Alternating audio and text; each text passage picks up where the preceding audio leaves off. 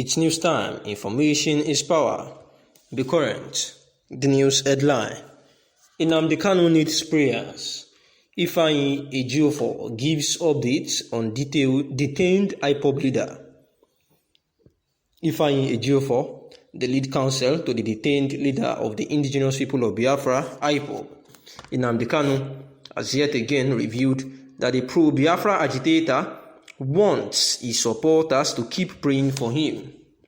It was reported that Ejiofor stated this while giving updates of his routine visits to the pro-Biafra agitator in the detention of the Department of State Services, DSS, while revealing that he visited in the company of his younger brother at the time. Prince Ejiofor stated that the defense team is well prepared for the October 21st court as a resumption.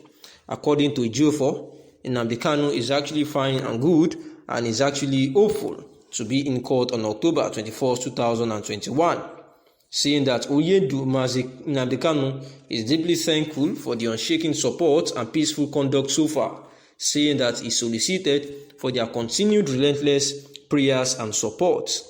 Oyedu Nnamdi Kanu's erudite legal team have done all within the powers of the law to assemble the best legal arsenal in court come 21st of October 2021 hearing, saying that they crave for the cooperation and indulgence during this period because they are actually assured that God was actually on their side and that victory is certain, saying that since the federal government refused to honor the fiat granted by the Honorable Chief Judge for Oyedu Nnamdi Kanu's case to be heard during the court's annual vacation or even shortly afterwards, that ostensibly because they have no case against Nnamdi Kanu, and that is why they are prolonging this case as this, and the lawyer saying that he was quite disappointed. However, they have no hiding place come 21st day of October 2021 as the case was earlier adjourned, and the lawyer, while interviewed, has said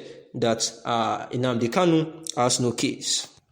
I will give one example with the United Kingdom, where the House of Lords in such a case that where a defendant in a criminal matter had been brought back to the United Kingdom in disregard of available extradition process and in breach of international law and laws of the state where the defendant had been found, the court in the United Kingdom should take cognizance of those circumstances and refuse to try the defendant.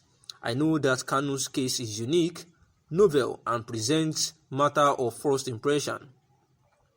Yet, it presents a golden opportunity for Nigerian courts to determine whether it is lawful for the Nigerian state to make an extrajudicial attempt on his life in 2017 and, having failed, to then pursue him to Kenya and then abduct him to Nigeria without due process of law, all because he is engaged in self-determination, which is a protected political opinion, but one which the government of the day is seeking to suppress by means of punishment or some sort. If what they did to Kanu is legal, why did they resort to the extradition processes of Benin Republic, and why is America equally applying to extradite Abba Kyari instead of simply levying extraordinary rendition on him? That is the crux of the matter. And he was asked again that do you see his non-production in court by the DSS in recent legal appearances as a vindication of your statement or prophecy, as it were? He replied, "Let me put it this way. Democratic Nigeria has never had a successful treason trial. Since 1960, democratic Nigeria has had many treason trials without any, except for that of Obafemi Awolowo, netting a conviction of or even coming close. No other person has ever been convicted of treason or its garden varieties like treasonable felony or sedition throughout all the democratic dispensations in Nigeria. Even when that of Awolowo resulted in conviction, it immediately brought many issues that still dog Nigeria to this day.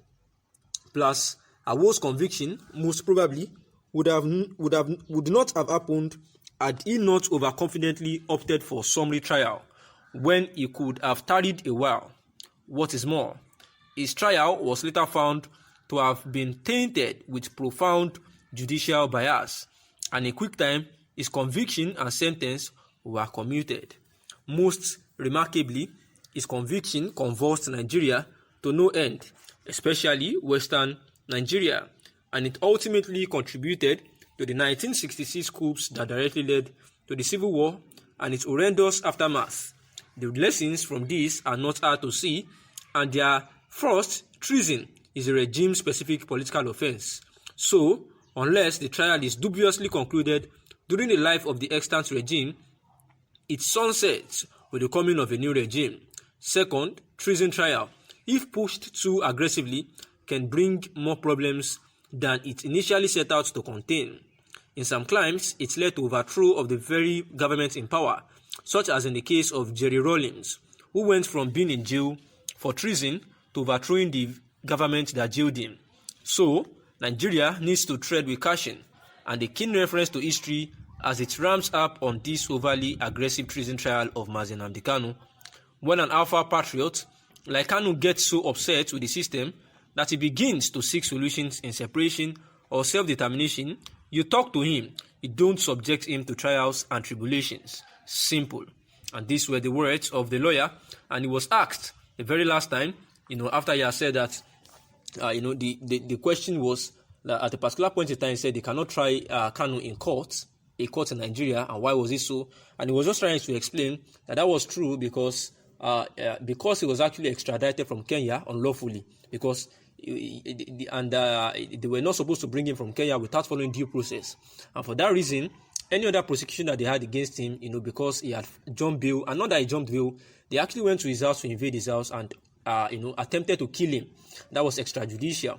And with respect to this, he had to flee out of the country. And for them to bring him back to Nigeria, it has to follow due process. And for the fact that he didn't do that, then on a normal time, like on a normal basis, they were not supposed to charge him. And for some reasons that is sub judice, as I said, he had to file a case in the court in Abuja, which is still pending.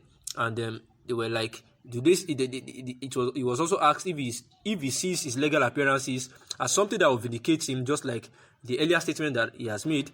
And he said that truly any treason in the democracy system is always inconclusive. He said, except for the case of Obafemi Awolowo, which was actually having some instances like it was not even supposed to be concluded, but because he was actually too overconfident that he asked for a summary trial, which actually made everything quite fast, that made him convicted.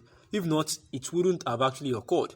That when it comes to treason, one has to be very, very careful, citing the case of Jerry Rawlings, who at a particular point in time, Jerry Rawlings was being jailed for treason, and at the time he was freed, and he later became the president. So looking at history, it is better to seek solutions in separation or self-determination cases rather than subjecting people to trials and tribulation, especially in the case of Mazi Nnamdi Kanu. Thanks for listening.